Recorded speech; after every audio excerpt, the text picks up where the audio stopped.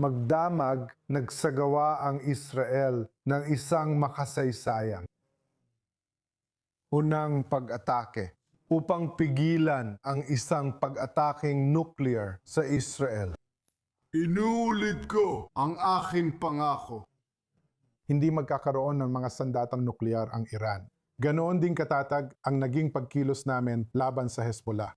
Binalak ng Hezbollah na salakayin ng Galilea at wasakin ang mga bayan ng Israel gamit ang 150,000 na mga rocket. Inalis din namin ang banta na yon at napatay namin si Nasrallah. Gusto kong sabihin na ang ating matatapang na mandirigma ay dinudurog ang Hezbollah. Siniseran ang Hezbollah. Patuloy naming inaalis ang lahat ng military infrastructure sa kahabaan ng security zone. Kasama na ang mga complex ng lagusang terorista sa ilalim ng lupa. Mas mahina na yon kaysa kailanman ang Iran at Hezbollah at mas malakas tayo kaysa kailanman. Pero hindi pa tapos ang ating kampanya laban sa kanila.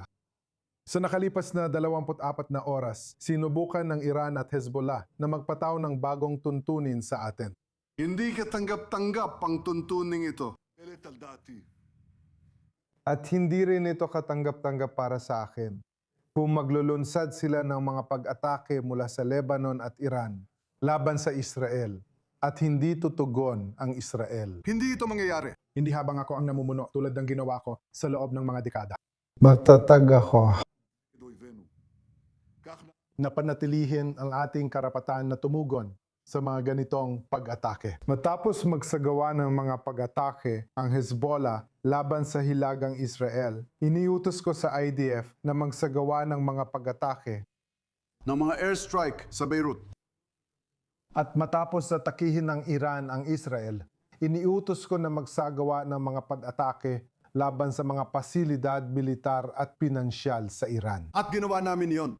At pagkatapos namin gawin niyon, Tumigil ang Iran sa pag-atake sa amin. kung magkamali ang Iran at ipagpatuloy ang pag-atake nito laban sa amin, Buong lakas kaming tutugon dahil may karapatan ng Israel na ipagtanggol ang sarili.